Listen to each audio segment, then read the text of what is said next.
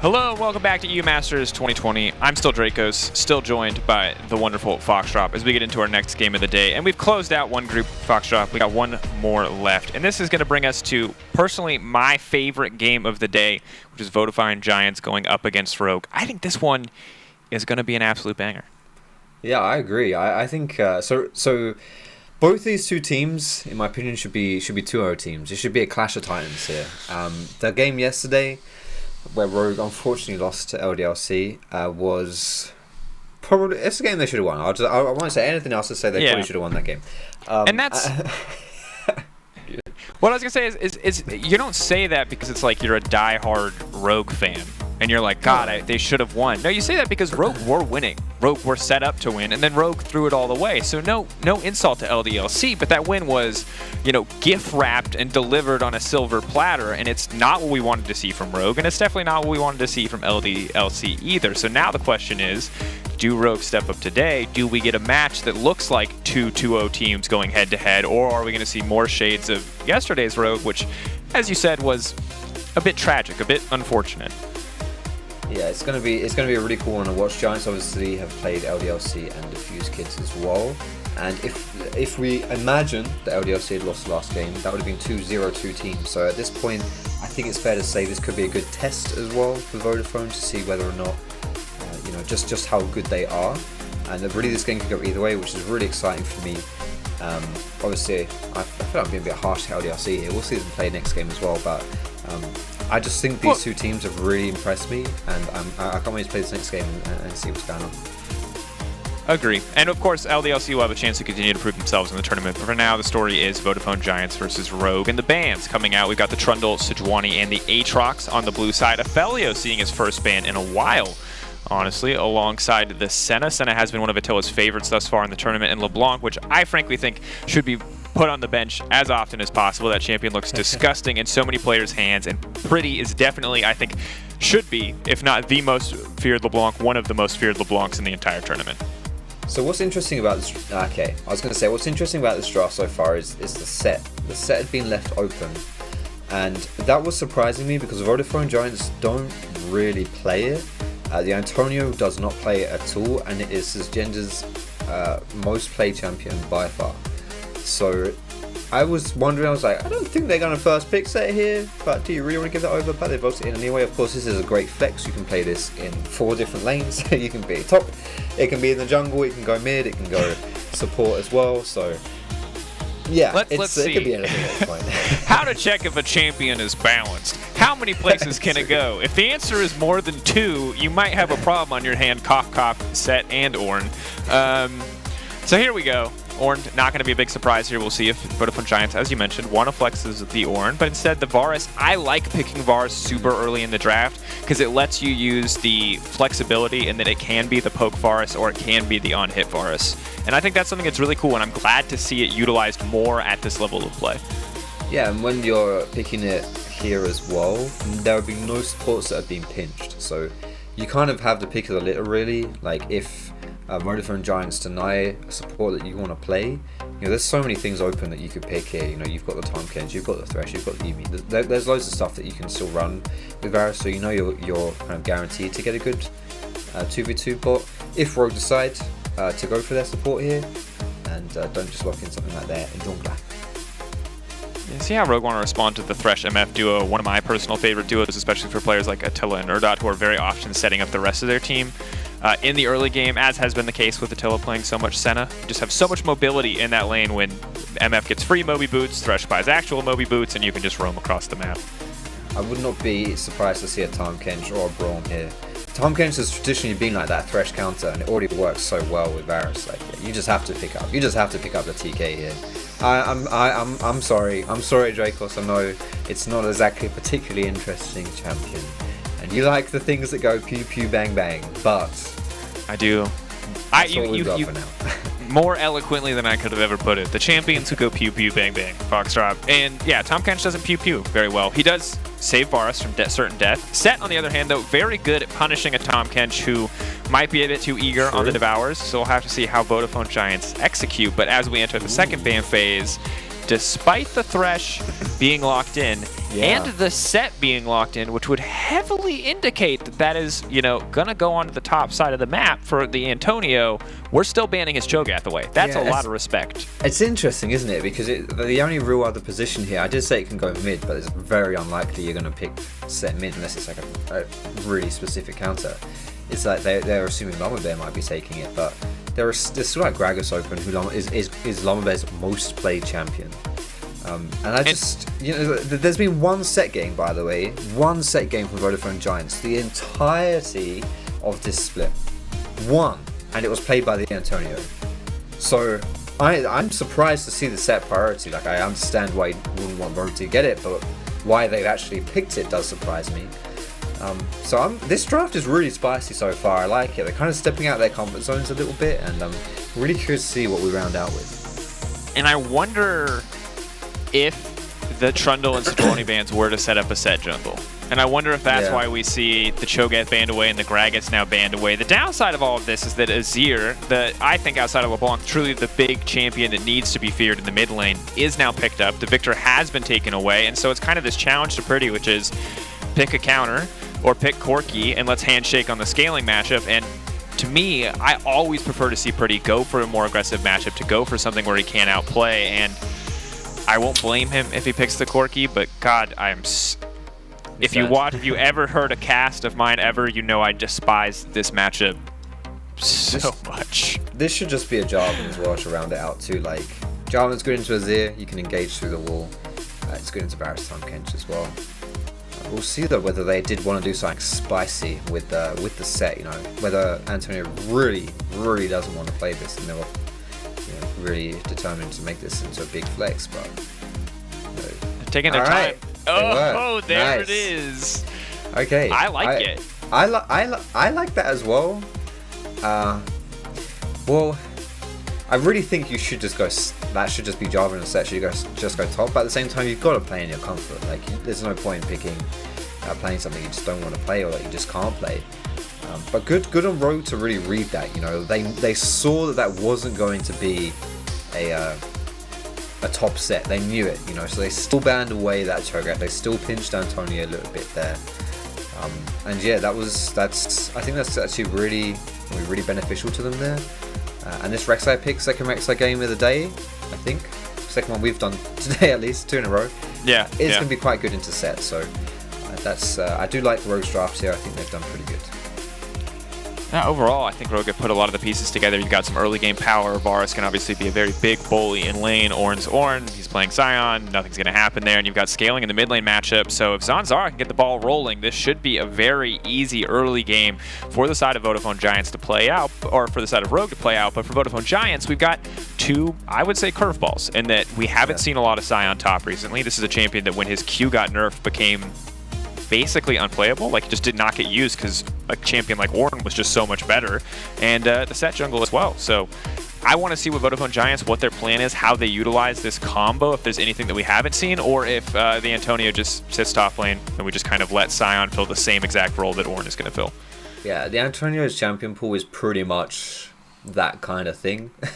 Like, apart from his Cho'Gath, which is a bit out of left field. He likes to play the Ornns, the Poppies. He'll default to even this Sion is something he's picked a few times before. So it's very clear this guy has a certain preference of style of top laner, and I'm just really curious to see how this one goes down now, because I kind of think, like, if you were to draft up, like, someone's been out of League of Legends for a few patches, and they're like, yo, what's the meta? You just show him this Rogue game, like this Rogue draft. This is basically the meta draft, essentially. And so it's just like, okay, this should be pretty easy for them to execute as well.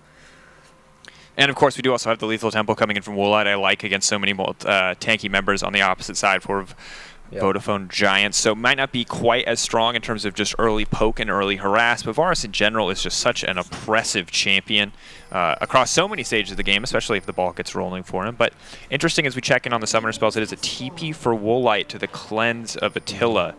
So have to see how that one works out, if that costs Woolite anything for going for the TP, or if Attila's even really going to get value out of that cleanse early on. Yeah, I think so. When you've got Tahm, Kench is probably the best protective support. Not having a secondary summoner like heal or barrier or even exhaust isn't a massive deal because you just compensate so much by being able to get gobbled up by Tahm Kench. And I think having that teleport allows you to have better rotations. You have more like permanent pressure around the map. Like you're not off the map for much time at all. So I think if Woolite can, but a lot of it is like the if game. Like sure, there's definitely a world now where he is more vulnerable. He just needs to make sure that he doesn't enter that world.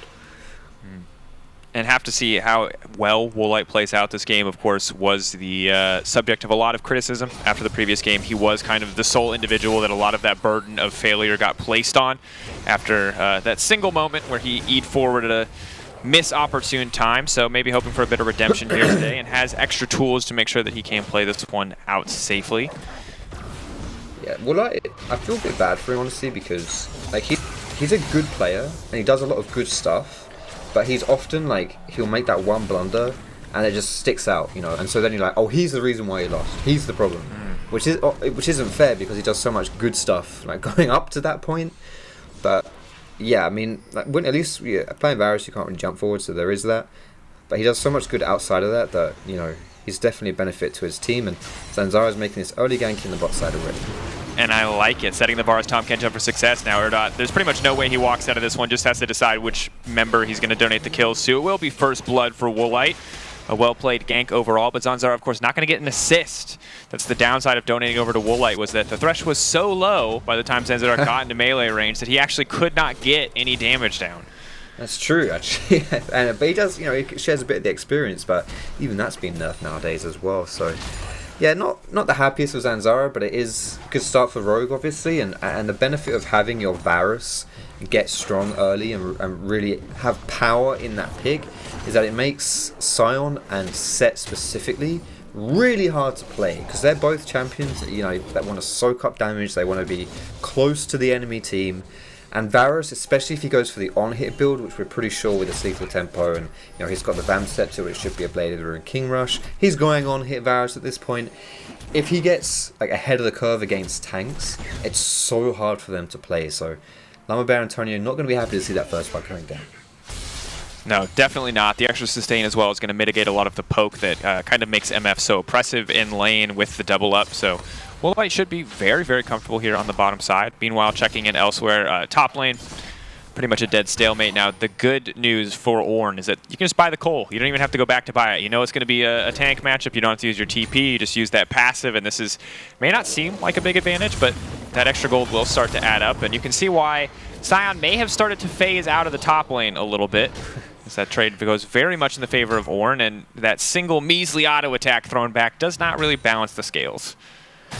Yeah, in this lane phase, Ornn is really quite tough to play against. He's Ornn, man. Like, what does Ornn not do? He does it all, and he has like endless sustain as well because of his passive. So it's pretty tricky, and but the thing is, like, Antonio doesn't really play for this part of the game. Like, sure, if he falls behind 10 CS, 20 CS, 30 CS, especially since he's Sion, he doesn't care. Like, it really doesn't influence him too much. He's playing for the later parts of the game, and Zanzarah is looking for his second gank of the game. Pushing for this one, still very risky to go for this gank against Sion. Sion passive, of course, ludicrously oppressive. They're going to go for this one. Zanzarah is going to tank one tower shot, and he's going to walk away. Death Rush has been used, and the Antonio will desperately run forward, but will not be able to get anything except for a few more CS. And honestly, excellently played early game by the side of Zanzarah, setting up for both of these kills. Ooh, they're in trouble. Woolite caught out. Mystiques waiting, holding off on the Devourer. Uses it after the Facebreaker has already been used. Woolite now flashing out to safety. Mystiques now going to use the Thick Skin to walk away. Good escape from the side of Rogue. Yo, that was close. That was very, very close to Tahm Kench there. He takes one extra slap after his Thick Skin goes down and almost falls. And that would have been an exploit of Woolite not having that second defensive summon spell, because a lot of the summon spells don't only benefit you but benefit your partner as well. So the heal, the exhaust could have been used to save Mystiques. Obviously Mystiques didn't anyway, so it's fine. You do get that fast teleport down bot. But Vodafone Giants, they're going to turn this one into the first dragon of the game, a Ocean Dragon, which is just going to give a little bit extra regen to the squad. Solid one to have. Mountain, of course, coming up next will be nice for the tanks as well, but it does mean that we'll have either a Cloud or an Infernal as the soul. Cloud not going to be hugely important, really, but always nice to have the extra ultimate cooldown reduction. And the Antonio is going to use the ultimate, but sadly, That was an interesting interaction. I guess did So he connected before he got knocked back, right? Like you can run through that as Sion with your ulti, but because he was melee range, like he pops ult, it hits Azir, and then the Azir ult comes through and he's not unstoppable anymore, so he just gets knocked back. Well, and I guess also new Azir ult counts as terrain, right? So a little bit awkward there, because he just makes the wall. Unlike old Azir ult, which was like that weird buffer of infinite getting knocked back and forth. So. Yeah. Okay. Yeah. I don't know. I agree. It looked weird. Maybe we get a replay of that one at some point, but it was a bit tragic because I think the Antonio had the right idea. You saw the gears turning. He sees the start of that Azir ult animation, knows it's going to come, uses his ult. He's like, ha, I'm unstoppable. And then, of course, gets nothing out of it. Going to make it that much easier for Szygenda to go in here. Unstoppable, one more auto, the knockup as well. It's clean Ornn mechanics that you know from this man. And the Antonio is once again going to get to go into that passive, really maximizing the value out of it this game. As he gets the cannon minion, man. It's all good. At the end of the day, he's happy. Is he, maybe though? Not. But that might be a stretch, to be fair. All right, we're gonna see this interaction again. Now, I'm pretty sure that Antonio just connects with the ult. Yeah. So he connects with the ult as Azir ult's coming through, so he loses the unstoppable. Is unfortunate there for him, but still, you do, you get the flash, you get the ulti out in the mid lane there, so it's not too bad. But unfortunately, not able to pick anything else up. And I think the one thing that will be interesting to see, that's a potentially questionable TP, but he's just going to dash out to safety. The one thing that the Antonio will have over Ornn on the top side of the map at Szygenda is that the Sion ulti is a semi-global, that you can use it to roam from lane to lane. So in theory, maybe a bit more map pressure coming in from the Sion. Yeah, definitely. And we said, Antonio doesn't really play for the lane phase anyway, so that it really plays into his wheelhouse if you've got a champion like that. Like, there's really not a lot of emphasis on the lane phase necessarily when you're playing a teamfight champion that can also roam around. So good rotation here from Vodafone Giants to be able to pick up this Herald here too. I actually think this is really important because it's quite difficult to siege against Rogue here, because when you have like Azir and Varus specifically, that's such good clear, especially in the early game, that how do you really set up a siege? Because you can't threaten dives or anything like that just by grouping up, and you obviously still have your lane allocations because it's the lane phase. So having the Herald there will actually benefit them a lot and make it so you can actually break down some turrets against Rogue.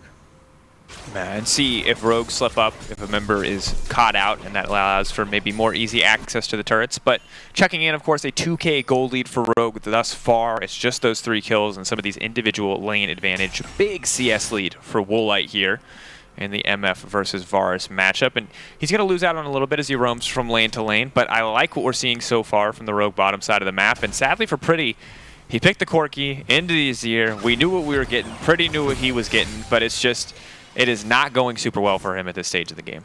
Yeah, it's it's Azir Corki, man. He's like 9 CS down. It's whatever.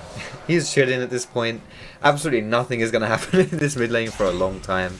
So there's not too much going down. And speaking of coming down, Antonio is paying a visit from his top side. Here's the ult. He can just dash away. And now the Antonio is under the tower. I thought Azir must have used his dash off screen. That's why Antonio's like, oh crap, he's used it. Let's go. Nope. I'm not quite. That was a bit. Yeah. All right.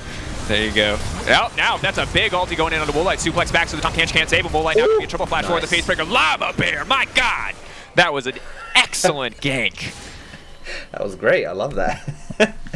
Look, that was clean. Don't back on Mystiques so he can't save, because Mystiques has been so good about being patient with the Devour there, but Lamabear's like, if you're going to wait, I'm going to dunk you, and you're not going to do anything. Oh, he's going for more. Lamabear, you frisky man, the pullback, the big punch, the 1-2. He didn't see him. Like, there's no vision there. That he generally just, his spy senses were generally just tingling that hard that he picked himself up a free kill. That is insane. That is so well played by Lamabear. The shining light for Giants in this game, because we went from 2k deficit, we're starting to even things up now. It's getting shorter and shorter. And Zanzarah has Warrior Enchantment, but I don't think he wants... They know he's there. This is the biggest bait of all time. They do know he's there. Both teams know Erdote the is other standing person right is outside there. of vision. Oh, Zanzarah smells it. He knows. He's like, wait a second. Something's wrong here. It's almost too juicy. Why are they lining up for me like this? Well, we've got a bit of a downtime here while teams are putting in their recalls. We can get a cheeky little replay of how this play happens. So Lamabear comes charging in from the topside river here. And does he? Yeah, he just runs through. It's just a good hook to start off. Hook into the bullet time. Knocking the Tahm Kench back there. And obviously getting that two-man grab as well is really cool. And this is where we're going to see Lamabear actually, like, genuinely, Mystiques recalls on a pink ward. I don't know how. Oh, no, he saw him. So he saw him on the first pink ward walk up, and he just assumed that he was still in the bush. So he had partial information. That's still pretty 5,000 IQ, though, to be fair. I'm still going to give him that one. Maximum 5 head coming in here from Lamabear. Well done, Lamabear. And I got to give credit to Erdote, too. He's only 0-2-1, but he is the man who landed that hook to set up the initial play. I gave credit to Lamabear because he obviously had the fanciest and most explosive portion of it, but the Thresh performance is there. Right, and now we finally got to get some plates down. It looks like the call is to donate to Attila. He can get 3 here. TP now used though. Lamabear going to go for the dunk back. This is going to be big, trying to find the setup. And Pretty's here off to the side. Now the re-engage. Woolite can go in for more, but the Antonio's on the back side. And has to respect that pass with a flash over the wall. The Thresh looking for the follow-up. Attila cleanses out of that one. Ulti, where's it going to go for Attila? Both sides backing off, and Giants might have been falling behind earlier on, but the coordination is here for the team as they collapse. Sadly for Antonio, that's 0 for 3 on the Sion ultimates. He's getting the summon spells. And to be honest, I mean, all you have to do there is the goal is to get the tower, right? And he achieved that. Sure, he might not have ran down the enemy team, but he does create enough space there for Vodafone Giants to pick up the tower. And I have to say, that's really impressive because they were like, Vodafone Giants here were like 2,000 gold down or something like that. Like, they were genuinely looking a little bit scared in this early game, and now they've pretty much drawn the goal to just a 500 difference. Is pretty even here, and this is going to be an Infernal Soul as well, right? So we already saw this last game. We're going to see it this game as well. Because one team didn't get the first 2 dragons, it does mean that we're going to be getting a bit of a longer game this time around, which plays into both these teams pretty well because both these teams are looking for those team fights. Both these teams have scaling options.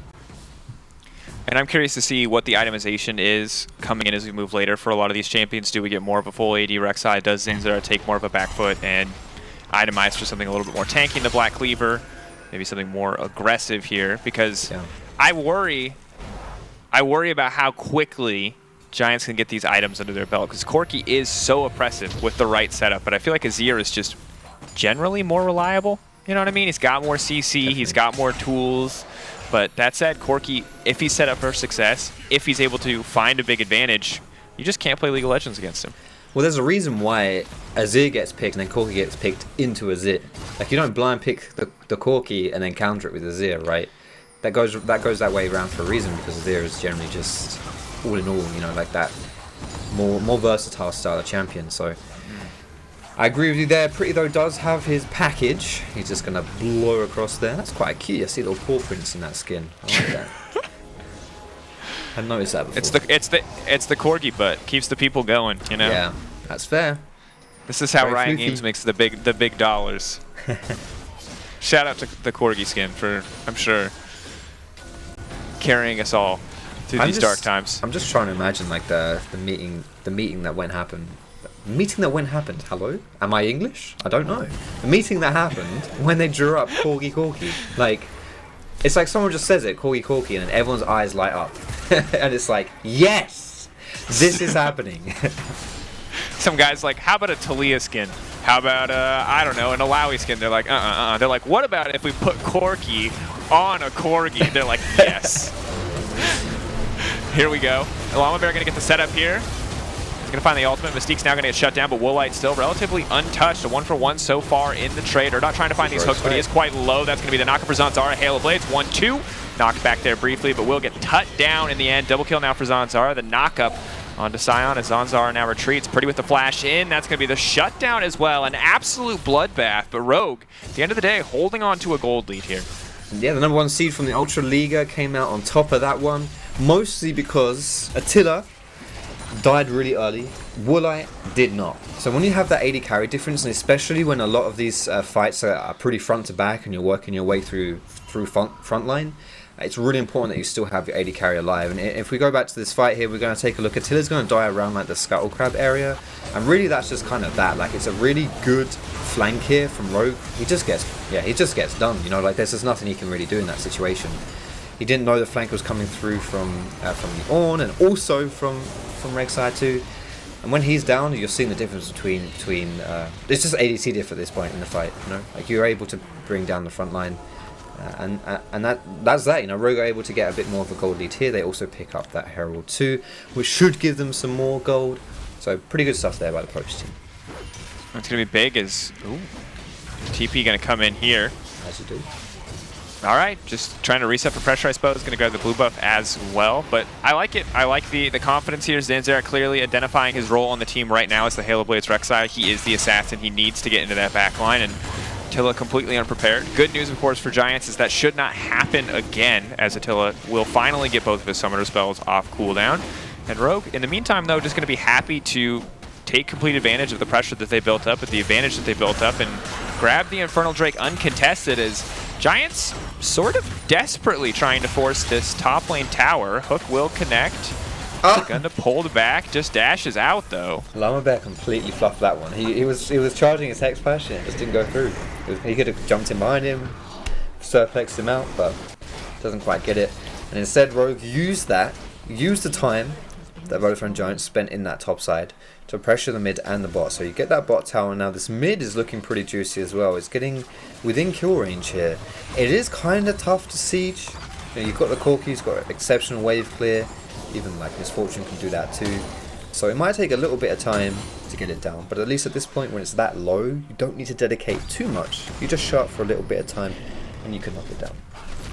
And you're in a position right now where it seems like Czekolad is very comfortable just going out to a side lane as Azir. Ornn in a very similar boat. He is not at all worried about the sign. There's no kill pressure there. So Rogue can play this game out in a number of ways. And slow and steady is not a problem for this team. Even if they have a lead right now, they're not worried about just waiting for the scaling game. Yeah, and Vodafone Giants right here, you know, you're 2-0 in this group. If we just take a little bit of a zooming out here as we're finishing off Group B with these games today. Now, Vodafone Giants, last E-Masters, they were runners-up. But then they got kind of gutted in their roster because they had Milica, they had Razork, they had Denick. These are all LEC players now, right? And the fact that Vodafone Giants are still able, at least at this point in time, they're 2-0, they're undefeated. You know, they really, it's really impressive that they're able to just continuously churn out talented rosters.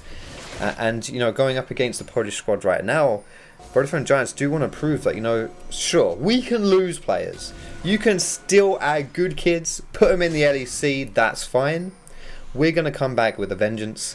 And so far, 20 minutes into the game, looking to do just that against Rogue. And really, for both these lineups, I mean, it's an interesting blend of more experienced players and new up-and-comers. You know, you've got Mystiques who's played in the LEC, you've got Woolite, who's a hugely historic player, Zanzarah even with a lot of international experience.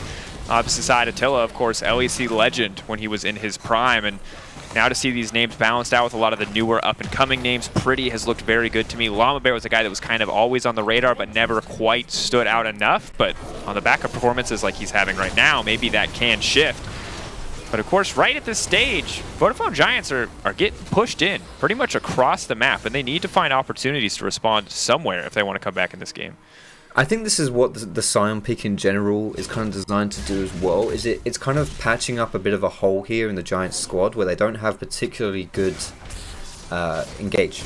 So if you're looking to just break this kind of play style that Rogue is putting on top of you, you need to be able to either match them in the 1v1 so that they can, like the 1-3-1, so they can, you know, you can actually just hold your own there, or you've got to find a way to engage to punish and then take favorable numbers in a team fight. And I think that's kind of what the Sion's meant to do, but in a situation like this where he's being put under tower when they're actually just pushing him in, like he doesn't want to be in a side lane against Azir. He doesn't want to defend towers like that. Like, sure, he would eat them up because he's the tank and it's like whatever, and then he'll just TP flank and ult, but you're looking more for the situations where you can get out of that lane. So far, they're not really finding them, and we should see them as these like objectives start respawning, specifically that dragon. I think it's an excellent point, and I think the thing that sucks about being in a position where Sion is the ideal pick is that part of what makes Ornn so oppressive. And trust me, there are lots of reasons. There's many Reddit threads, I'm sure, about how ludicrous this champion is that unlike every other tank in the game, that button right there, Call of the Forge God, is risk-free.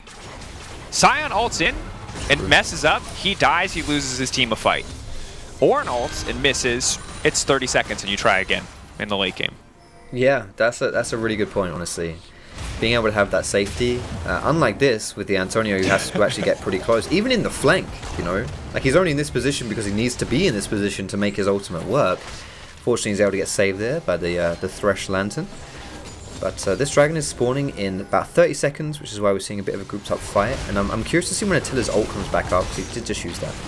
Ooh, hook interrupt there on the Searing Charge. Now the knockup as well will connect on the Mystiques. A bit more value coming in. The pullback on the Facebreaker. Sion ult now coming in pretty over the wall, ready to follow up. Another hook onto Mystiques. This man is a magnet. He's not going to be happy about that one. Alright, so that's the kill advantage there for Vodafone Giants. And now with this dragon spawning, is it enough? That's the question, because it's only Tahm Kench that went down. And you did use a fair amount on the side of this Spanish squad to make that happen. So does that give you the opportunity to go for the dragon? Because it looks like that might not be the case. And maybe Rogue actually decides to try and do something about this one.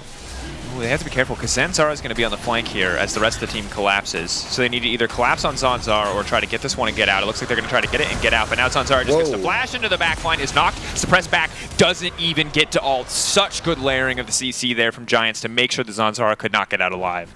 Yeah, that was a tiny bit too much there, Zanzarah, mate. You did have a shot down there as well, so giving up extra gold over to Pretty. And we mentioned how this mid tower being chunked down, being chipped away, doesn't take a lot of time to go for that one. Obviously, as it turned out, you had a bit more time to work with there because you just killed someone, had the inside track, but able to then leave the mid lane, go to other places on the map, pick up some other stuff as well, including the crab and this blue buff for Azir.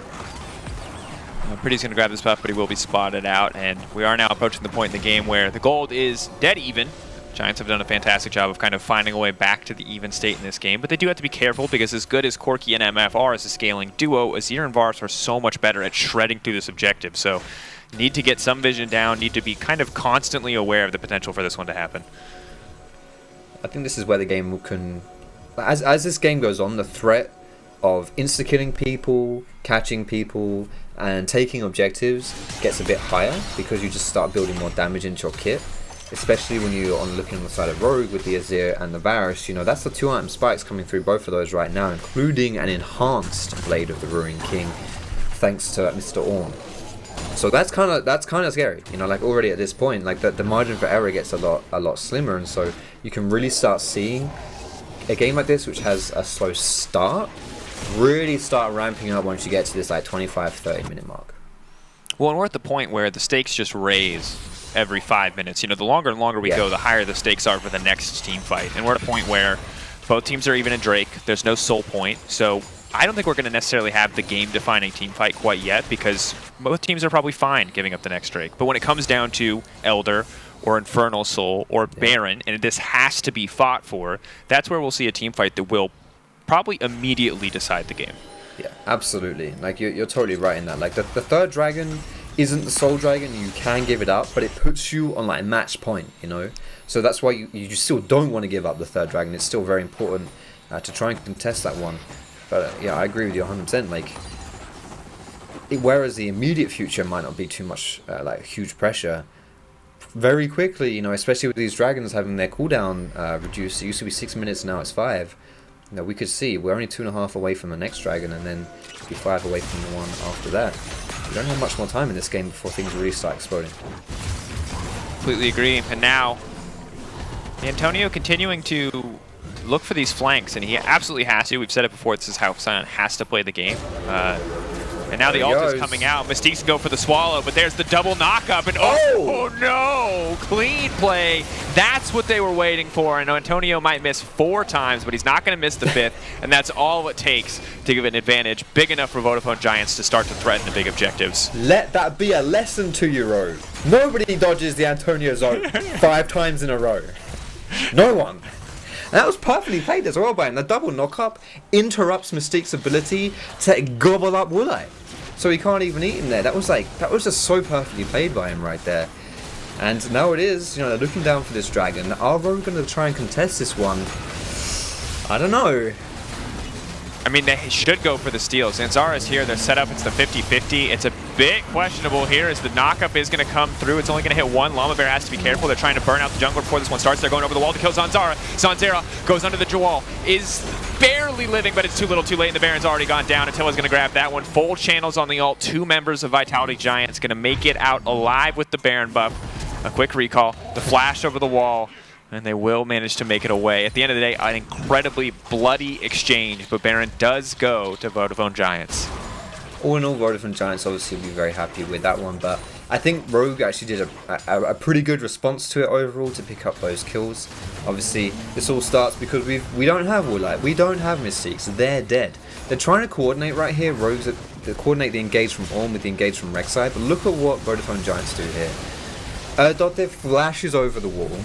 CC's up Zanzarah, so he's not able to get into the pit. Pretty as well with the DPS coming through there. So you secure the Baron, but in doing that, you're putting resources out of the pit and into the outer sides of the pit.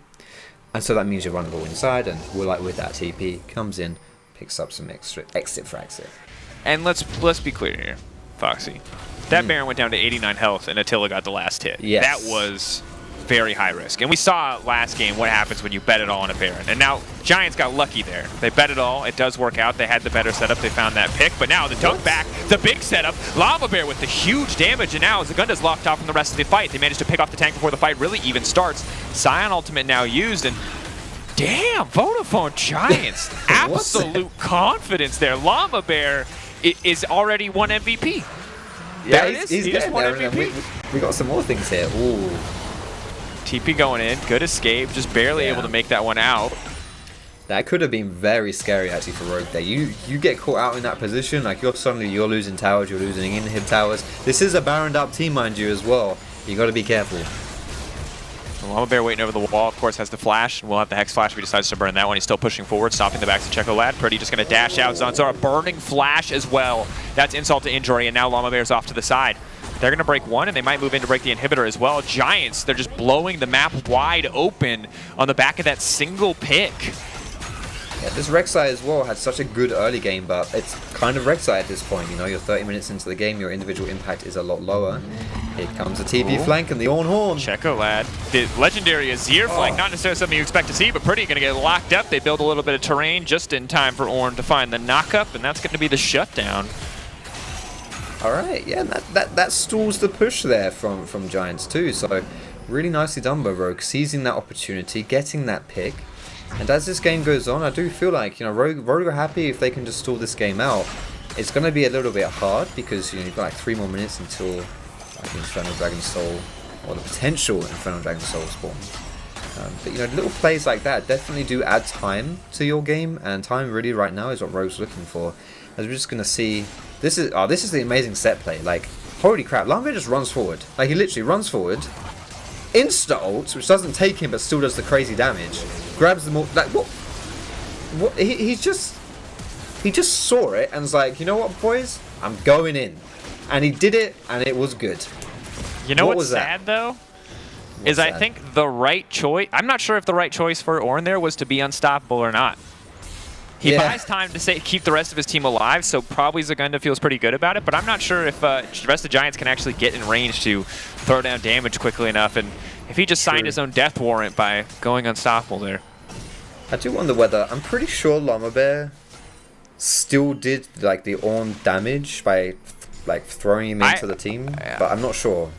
I'm not sure either, because that's one of the most powerful parts of the ultimate, but of course the Antonio now locked up is going to use the Gargoyle Stone play, buys a bit of time, but Zanzarah already using his ultimate, denies the reset. Lamabear now immediately into the backside, big fat haymaker. Ulti not going to be great from MF as Woolite now on a killing spree. Attila though continuing to step forward, continuing to be uncontested here, and throwing down damage, and Rogue will find the 1-for-1. Support for jungle though, not the ideal trade. Now looking for the re-engage, however, though, as the Antonio will get knocked up. Attila coming in from the side, Lamabear leaping forward to buy a little bit of space for the Antonio to retreat. You can see how tanky Antonio is if he doesn't have Woolite beating down on him as well. That was really just the Azir going for it. And you know, against that adaptive adaptive cloak, adaptive helm? Adaptive helm, yeah. That's the one, thank you. With that adaptive helm, it really does put a damper on the Azir soldiers, so he is very, very tanky. It's all just about creating space so that Woolite can just right-click people and right-click people properly. It all starts because Antonio thinks he's got the flank and thinks he's got the catch. I'm just depressed for Zanzarah, like, he's just crap. Like, what can you do in that fight? Nothing. Like, you're contributing, I guess, but you're basically, it's just so depressing to play Rek'Sai at that point. Like, not a dig on the player himself, it's the champion. Yeah, it's important to call out. I mean, that's what you mean, is that it's not Zanzarah's playing fine. He had a phenomenal early game, but now he did what he's passing the baton. You know, his time to run the race is over. He is, you know, he's not quite Elise levels of bad for scaling, but he's pretty damn close. Yeah, then the reliability of playing him becomes harder and harder without your flash. Like we did talk about it a bit in the lane phase as well, having the flash to set up your plays, but especially in team fights, like you try and travel through your tunnel, you're kind of dead before you come out the other end, really. So it's a little bit tough, honestly, to play those. And right now, though, you're just going to try and set up vision. The thing with setting up vision on the top side of the map is that you want to concede this area because you want to move down bot side soon. But I think Giants. Ooh, okay, this is going to be spicy. Whatever happens here, it's going to be spicy. I'm calling that much now. This could be a big fight. The Antonio setting up to the side. Maybe a brief pause before they start the next one. For now, Giants slightly in the lead, have the Infernal advantage as well. Infernal up in 25 seconds. This is something we talked about teams will have to fight for. Now, interestingly, Pretty has opted for the Leandries as a bit of extra, rather than going for something like a Void Staff. It's a bit awkward, honestly, the itemization that you have to bust out for Corki in terms of pen, as he's mostly magic damage. But we'll go for the Leandries here. Bit of a unique purchase, but something I do love to see against a team with so many tanky members. I was curious to see whether the Giants were actually going to go for like a handshake or a jet. Yeah, they are. Okay, so Rogue, this is interesting. Rogue have decided to go, we'll go for Baron, and you guys get the Dragon Soul. When I don't know, this is going to be really, really interesting. So, well, now Sion's on the way. Semi-Global coming in. They've tried to lock him out. The knockup is there. Lamabear going to get the big fat punch. He's going to try to dunk back. He's going to pull him back into the back of the pit. Now Woolite's going to be in trouble. They're just shredding through Rogue, but now Rogue are trying to turn. Zanzarah goes in. Pretty gets exhausted. There's nothing left for the team, but Erdote's off to the side. They don't have any damage, but Attila, now he's running in, but he's chasing the Tahm Kench. He needs to kill Czekolad if they're going to win this fight. Oh, a big ulti, but it hits absolutely no one. Attila flashing over, trying to find one kill. The hook goes in. It will not connect. Attila now on the chase, strutting his stuff, trying to get a little bit more here, but Czekolad firing back, and it will just be the objective trade at the end of the day, and a 3 for 2. This one going to be in favor of Giants. I'm not sure I agree with trading Baron for an Infernal Soul right there, because this Baron gives you like a limited timer to work with. It's a power play. That's why it's called, quite literally a power play. Whereas this Infernal Soul is now on forever, and it's really powerful as well. So it's going to make the Giants team fight that much more scary.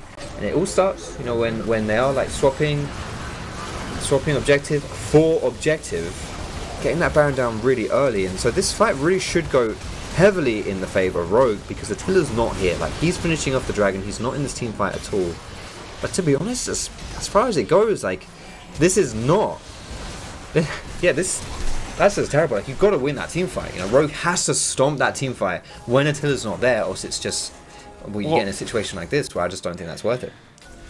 I agree, and we'll see. As long as this Baron buff is up on a few members, maybe Rogue can get something done here. But what's important to note is that they were so close to one-shotting Lamabear before he got to ult, before he got to use the Haymaker, but because they were off by 200, maybe 300 damage, he gets the ult off, he does a ton of damage, he gets into the middle of the team, he lines everyone else up for kind of this easy fight, and that should have been, as you said, the instant win, but because of those small moments where Woolite plays phenomenally, they just don't quite have enough damage to kill him, the fight instantly turns against him. They are using this Baron to good effect right now, Baroning down this top lane with Ornn in the mid. Ornn has TP, and obviously is Ornn too. Alright, there comes the engage.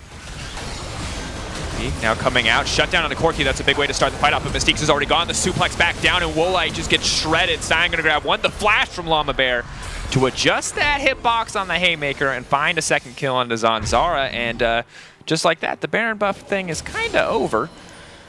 That was a good start. They got pretty right at the beginning, which was nice, but yeah, losing 3 members there, that absolutely breaks your siege, and especially when you're bagging on this power play, right? You're now kind of wasting that timer, and there's one more Baron left on the Ornn, but that's not going to be much longer for this world either. So you kind of lose the benefit of that Baron. So I'm curious how pretty insta dies here. Like Corki is such a safe champion. How does he? What even happens here? Does he just get caught? Yeah, he just steps forward by. Yeah, Woolite just ults him, and then he's in a bit of trouble. So that's a really good start. But look at that. Yeah, it's Attila. It's Attila. He throws down the bullet time, and then you're just donezo. Like you're all grouped up in that situation. What can you do? You eat the bullets, and let me tell you, bullets are not tasty. And they're not nutritious either, and you just go down. There's nothing good about that. Nothing good. Bullets are not edible, folks. Don't believe anyone who tells you otherwise. And look, no matter how much Attila tries to convince you, Rogue, listen to me. Don't eat them. And here's the thing, Foxtrot, is that Tahm Kench is great early mid at saving you from this MF ultimate, but the later we get, and the further and further behind supports are going to fall in relative itemization, the less effective he is at actually saving Woolite's life. Because in that case, he pulls Woolite dead center into that ultimate and then dies and can no longer protect Woolite. Like, this is where you would much rather have something like the Braum. Woolite, the Tahm Kench absolutely saved their butts in the early lane phase, right? Absolutely kept them alive in situations that otherwise they would have died in. Now in the late game, you are really wishing you had that Braum. Yeah, definitely. That bullet time is absolutely destroying in these teamfights, like you saw, and Braum would be such a good champion to counter that. But also, as you mentioned, Tahm Kench has given a lot of value to this team already, which is why they've picked it. And to be fair, like he's so tanky, but he's just not tanky enough, which is what's so scary about the way these teamfights happen. Can I just say as well, this is a banging game. Like, this is what you want out of number one Spain and number one Poland, especially since Vodafone Giants knocked out Rogue. Oh, what's this? There it is. Lamabear with the suplex back, but now it's pretty isolated off to the side. Zanzarah going to find some value in this fight. That's a miracle pick. He never should have found that kill, but they misstep, and Zanzarah will get his opportunity. Reset on the GA. Attila now on the retreat. No ultimate available. The pushback onto the Antonio's corpse, and now Rogue absolutely monster the team fight. That is a 5 for 2. Or sorry, 2 for nothing. 5 for 2. That's impressive. Wait, 5 for 2? What? How did you even get close to 5 for 2? There were like 5 people. I was like, there's 5 people alive on this side, and the's 2 people dead on that side, which doesn't make any sense. Why would anyone ever say that? But that's what was going through my head. All right, cool. I mean, I'm a little bit surprised that Rogue, despite giving up the Infernal Soul, is still so convincingly winning these team fights. But it just goes to show, like, you have huge double threat from Rogue. They're gonna have some more too here.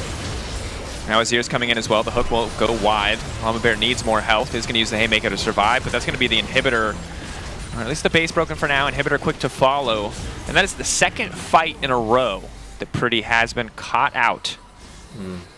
That's, and I don't know whether he just bought this rapid fire cannon, because rapid fire cannon is quite a common item in Corki. Oh no, he's had it. He's had it. He's been close range anyway. He just got the GA. That's the thing that he can look forward to now. Oh. Hello. All right. Well, Okay. Helicopter go. Brrr. That's that. What? Are you? Is this the second game in a row that random Rogue player is going to get caught out of position and it's going to throw an entire game? This is an Infernal Soul Elder Dragon. And to be clear, I don't think Rogue could have contested it anyway. They weren't in position to do it. I just don't think they expected Giants to just straight up rush it. I'm actually a little bit. I feel like it's fair to say that my Garth has been flabbered just a tiny whiny bit right here from that play. Like that just turns the whole game on its head. From what we were seeing in the last few minutes to what it is now, that's Elder Dragon. All right. Plus Infernal Soul plus Baron. Dang. If you, like me, are concerned that what you're witnessing isn't real, and that you're either having a stroke or it's a fever dream. No, I swear to you that we did just watch Rogue absolutely monster 2 back-to-back fights and break open an inhibitor, and then yes, that same team that just did that immediately lost both Elder Dragon and Baron. Within like a minute. It wasn't a big turnaround time there either. That's just that is crazy. That is one of the fastest like switches I've seen in a game in a long time. And Rogue are definitely going to be pretty salty about that one, because I mean, if we go back to E-Masters 2019, guess who knocked out Rogue in that tournament? Guess who it was? Was it by any chance Giants? It was these guys, Draco. It absolutely was. So that's, if you're looking for revenge, you're like, yeah, we got this. 2019 was your year. This is our year. No, no, that's just gone now. and now you have to defend against Oda plus Baron. Yeah, good luck with that. And remember, this is a rogue that we expected to be 2-0, and you can see why. They've been fighting back at every turn. Up until that last minute that you talked about, this team looked like they were potentially going to come out on top, even in a game that at many points looked like it was already gone. But after yesterday, that single fumble, after today, in this moment now, you can see why Vodafone Giants are looking like the clear favorites. They could move up to 3-0 here, the only undefeated team in the group, with Rogue potentially being behind LDLC if LDLC can beat Diffuse Kids in our final game. It is going to be really, really exciting to see how this second round robin goes as well. We're obviously not even out of the first one just yet, but these games just have huge implications for how it looks next week as well. Yeah, Rogue is still trying to hold on, but here we go. That's a sign-all. Ornn down. Sion going to get right into the midst of the enemy team. The hook's going to go wide, not going to connect on anything. Zanzarah trying to find a way into the back line. Lamabear tanky front line. Big ult from Attila. Will not find any kills quite yet, but still going forward. That's going to be the shield now coming in. The dunk back down into the midst of the team. Lamabear's going to find one. Woolite's all on his lonesome. Not quite sure while he's there, but that's going to be the shutdown, and that's going to be it. There's nothing left. Woolite caught out of his own base, zoned away from saving his own Nexus, and now Giants, they're taking their sweet time. They'll wait for those G8s. They'll dab on him with the Penguins. God damn, you love to see it, and that's going to be it. Giants 3-0 in the first round robin. Wow, that was such a crazy game. That was a great game. What a brilliant game of League of Legends that was. And we got a win stat. We got a cast on. That was beautiful. I honestly just really like the way both those teams. That was so back and forward, honestly. Like you see how the last kind of like 2 minutes went, and you might think, damn, Vodafone Giants, they were monstering this game. Not really, honestly. Like until that point, I would have put money on Rogue winning that game. Like they were already winning the team fights, despite the Infernal Soul. And what a turnaround for Pretty, who got caught 2 times back-to-back in ways that were pretty unacceptable. Like, Varus ult is a slow skill shot. That's why people don't consider it a reliable form of engage. It's like the easiest thing to react to on any level of ping. This is 0 ping, mind you, and I can dodge that every time on 70. So, a little bit sketch, but at the end of the day, then he teleports in, he finds a kill on Tahm Kench, he sets up for 2 objectives, and he wins him the game. So, I don't know what to think, Foxdrop, but luckily, you don't have to worry about what we think. You can ask what Attila has to say about that game. When we come back, interview with Attila, see what he thinks about the 3-0 start for Vodafone Giants.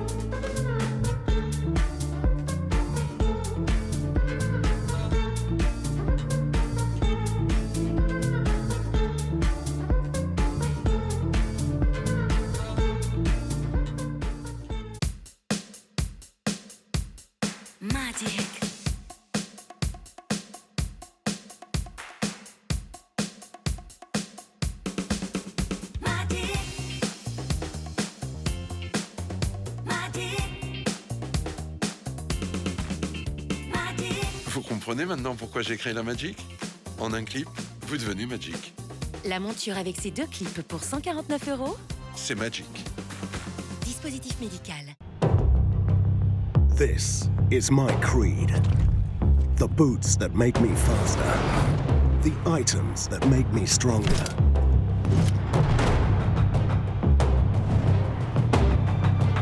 The potions that I drink.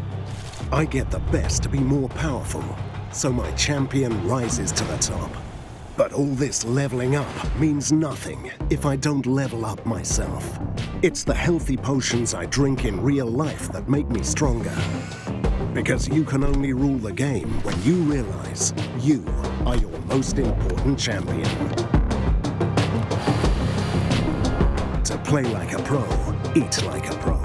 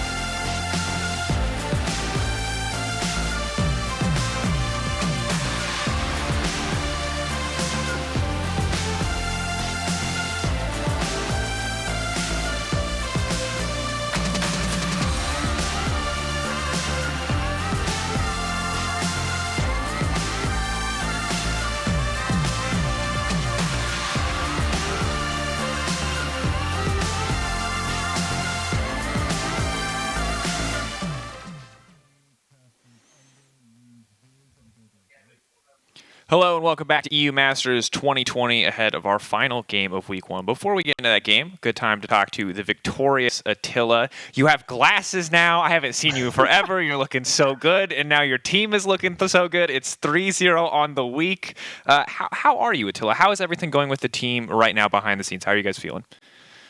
Well, honestly, despite the situation with the COVID-19 and all this stuff going around, I think our spirit is going real strong. We haven't been able to actually go out for so long, and we're like a little bit sad on our days. But actually, the team is keeping it together, and we're doing fantastic. So can't really complain about anything. I mean, that's excellent to hear that you guys are kind of keeping a positive attitude despite the difficult times and situations. Talk to me a little bit about that game. It was surprisingly back and forth. There were a few moments there that looked a little bit difficult, where Pretty got caught out, and then you guys just, in an instant, took Elder Dragon and Baron and then ended the game. Talk to me about that one from your perspective. What was that game like for you? And I think pretty much every single game on EU Masters is being decided at 30 minutes mark on a really big team fight around either Fort Drake, Elder, Baron. So like so far we have that in mind, and we're in a really good state, I believe, like with MF and Corki with like really good frontline to actually just hit and stretch through their frontline. And yeah, like there were a couple team fights we kind of messed up, like a couple people missed position, or we went a little bit too deep. We wanted to bite more than we could chew, but the key about these moments is always like look forward, and even if someone is like getting caught or someone has like a poor team fight, you can always like try to come back. And we had a clear goal in mind. After losing that team fight, we're like, oh guys, there's Elder, there's Baron, they're losing too much tempo on the mid wave, so we just like we took them there, we baited them a little bit to hit us a little bit, like, you know, like I'm like, hey, I'm here. And then we just took the both objectives that they were the key winning factors. And of course, good to hear about that mentality, and that you guys are able to keep it together even in spite of, you know, some people getting caught out, or these individual moments where someone might make a mistake. Now, looking ahead to the rest of the tournament, you guys are 3-0, very few teams undefeated right now. Outside of your group, who do you think is the biggest competition for Vodafone Giants when you look ahead to the bracket stage? From the scrims that we had in past, and also like from what I saw so far, I'd say like Schalke Academy is a really strong contender for the #1 spot as well. And I'd say Mouse Esports are doing just fine within Go. So I'd say like these three teams are probably like the ones that we're looking the most to actually face on the quarterfinals, semifinals/finals. I like it. Planning ahead for all of those. Well, thank you so much, Attila, for taking the time to talk to me after your 3-0 week. Congrats again. And as we go, you're going to get a chance to listen to the Warner Song of the Week. Don't go anywhere. Song of the Day, rather. Don't go anywhere. We'll be back for our final game of week 1 of European Masters. Thank you very much.